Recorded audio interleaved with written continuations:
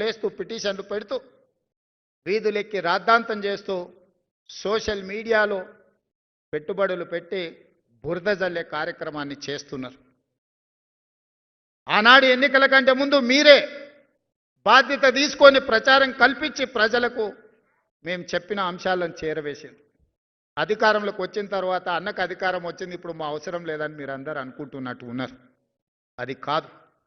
ఈరోజు మన సమస్యల్ని మనమే పరిష్కరించుకోవాలి. మనం చేసిన మంచి పనుల్ని ప్రజలకు మనమే వివరించుకోవాలి. నాకంటూ ప్రత్యేకమైన సైన్యం లేదు, ప్రత్యేకమైన వ్యవస్థ లేదు. నా వ్యవస్థనే మీరు, ఆ వ్యవస్థలో మీరే సభ్యులు, కుటుంబ సభ్యులు. రేపటి నుంచి మీరు కూడా నిన్నటి వరకు మీరు సామాన్యమైన నిరుద్యోగ యువకులు మీ తల్లిదండ్రుల ముందు కానీ, మీ గ్రామ ప్రజల ముందు కానీ, మీ బంధువుల ముందు, ఈ రోజు నుంచి మీరు ఆఫీసర్స్, మీరు ఈరోజు ఆఫీసర్గా డిజిగ్నేట్ కాబోతున్నారు. మీ జీవితంలో మీ బర్త్డే మీకు ఎంత ఇంపార్టెంటో, మీ జీవితంలో ఈరోజు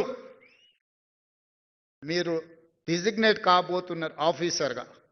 ఈరోజు మీకు అందించబోయే నియామక పత్రం ప్రభుత్వ ఉద్యోగం కాదు, ఇదొక భావోద్వేగం. ఈ భావోద్వేగం తెలంగాణ పునర్నిర్మాణ భవిష్యత్తును 2047 తెలంగాణ రైజింగ్ విజన్ డాక్యుమెంట్ను మీరు ముందుకు నడిపించడానికి ఈరోజు ఈ బాధ్యతను నియామక పత్రము ద్వారా మీ చేతుల్లో పెడుతున్న, దీన్ని భద్రంగా కాపాడి 2047కి దేశంలోనే $3 ట్రిలియన్ ఎకానమీగా ఈ తెలంగాణను తీర్చిదిద్దే బాధ్యత మీది. ఆనాడు నేను అధికారంలో ఉంటానో ఉండనో నాకు తెలియదు, కానీ మీరందరూ ఆనాడు అధికారంలో అధికారులుగా ఉంటారు. మీదే బాధ్యత తెలంగాణ రైజింగ్ 2047 విజన్ డాక్యుమెంట్ని ఈరోజు నిలబెట్టి ఆనాటికి కాపాడి $3 ట్రిలియన్ ఎకానమీగా ఈ తెలంగాణ రాష్ట్రాన్ని అభివృద్ధి చేసే బాధ్యత మీది. ఈరోజు మీకు ఇచ్చే బాధ్యత, ఈరోజు మీకు ఇచ్చే నియామక పత్రము, ఇది తెలంగాణ యొక్క బాధ్యతను మీకు అప్పజెప్తున్నాం. ఇది గాజు అద్దం లాంటిది, మీరు కింద పడేస్తే పగిలిపోతుంది. ఈరోజు తెలంగాణ గుండెకాయ సచివాలయంలో పనిచేయడమే కాదు, మారుమూల ప్రాంతాలలో మీరు పనిచేయబోతున్నారు. రేపటి నుంచి మా ఆడపిల్లలు అందరూ అత్తగారింటికి పోతారు, ఉద్యోగం వచ్చింది కాబట్టి పెళ్లి చేసుకొని. వాళ్ళ జీవితంలో అత్తామామలు వస్తారు.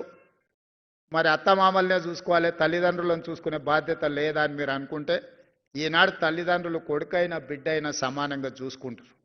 మా ఆడపిల్లలందరికీ నేను సూచన చేస్తున్నా, మీరు అత్తగారింటికి వెళ్ళిన అమ్మ నాయనను మంచిగా చూసుకోండి, మీరు బాధ్యతగా తీసుకోండి. ఇక మా సోదరులకు చెప్తున్న, కట్నాలు వస్తాయి, కార్లు వస్తాయి, అత్త మామ వస్తారు. ఇప్పటి వరకు నా అమ్మ నాయననేమో చేదవుతారు, కొత్తగా వచ్చిన అత్త మామనేమో తీపి అవుతారు. నేను చాలా మందిని చూస్తున్నా. అత్త మామను మంచిగా చూసుకోవద్దని నేను అనను, మీ కట్టుకున్న సతీమణితోని మీరు బాగుండొద్దని నేను చెప్పను. కానీ మీరు అధికారులు అయినంటే మీ తల్లిదండ్రుల యొక్క కష్టము, శ్రమ, వాళ్ళ రక్తాన్ని చెమటగా మార్చి మిమ్మల్ని భుజాల మీద మోసింది కాబట్టి ఇవాళ మీరు అధికారులు అయ్యింది. మీ తల్లిదండ్రులను మరవకండి, వచ్చిన ఊరును కన్న తల్లిదండ్రులను మరవకండి, మన నేపథ్యాన్ని మరవకండి.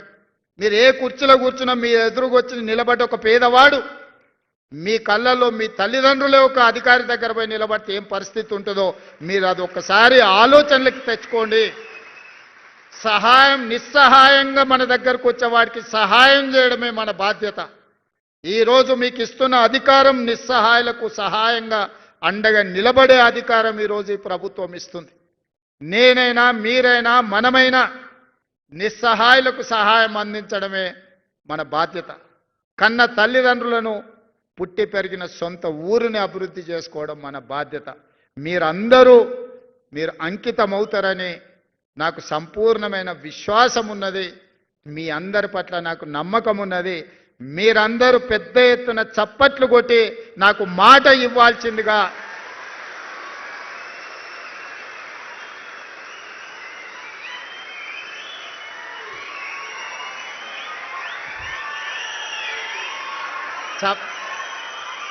చప్పట్లే కదా కొట్టేసినాం.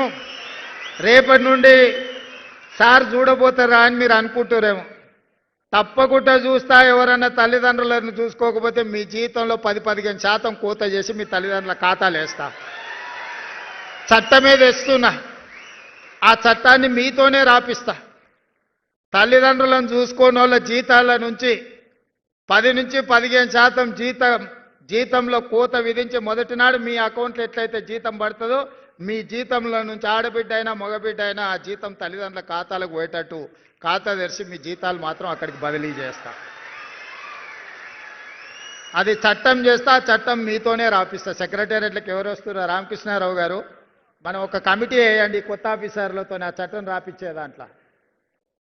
మళ్ళీ వాళ్ళు మాకేం తెలియదు అందులో ఏముందో అంటారు. కాబట్టి ఇందులో నుంచి సెక్రటేరియట్కి వచ్చే ఆఫీసర్స్ ఎవరైతే ఉన్నారో వాళ్ళతోనే ఒక గ్రూప్ ఆఫ్ ఆఫీసర్స్తో ఒక కమిటీ వేసి బేసిక్ డాక్యుమెంట్ వాళ్ళతోనే తయారు చేయించండి. అప్పుడు మేం చేసిన చట్టం ఖచ్చితంగా అమలు జరుగుతుందని వాళ్ళకి నమ్మకం వస్తుంది. అదేవిధంగా గతంలో ఉన్న పరిస్థితిని ఒక చిన్న ఉదాహరణ ద్వారా మీకు చెప్పదలుచుకున్నాను. ఎందుకంటే రేపటి నుంచి మీరు చూడబోతున్నారు కాబట్టి. త్రిలింగ దేశం అని ఒక దేశం ఉండేది. ఆ దేశానికి రాజు చంద్రసేనుడు. ఆ చంద్రసేనుడికి ఓ కొడుకు ఓ అల్లుడు ఉన్నాడు, రామసేనుడు హరిసేనుడు. రామసేనుడికి ఒకటే కోరిక, ఎట్లన్నా చేసి చంద్రసేనుడిని ఆ కృష్ణుడి నుంచి దొబ్బి కింద పడేసి అందులో కూర్చోవాలి. దానికోసం అన్ని రకాల ప్రయత్నాలు చేసిండు. ఇంట్లో అమ్మతో చెప్పించండు, భార్యతో చెప్పించండు, చుట్టాలతో చెప్పించండు, తండ్రికి ఎన్ని చెప్పించినా ఇంక ఇది జరుగుతలేదు. చూసి చూసి చూసి ఇక ఎక్కడ జరుగుతలేదని చెప్పి ఏం చేయాలని ఆలోచన చేస్తుంటే ఆయనకు హరికర వేణుగోపాలరావు గారిని పెద్ద మనిషి ఎదురైండు. అయ్యగారు, ఎట్లా మరి నా కోరిక నెరవేర్తలేదు, ఏం చేయాలంటే, ఇట్లయితే కుదరదా, నువ్వు జర గట్టిగా తపస్సు చెయ్యి,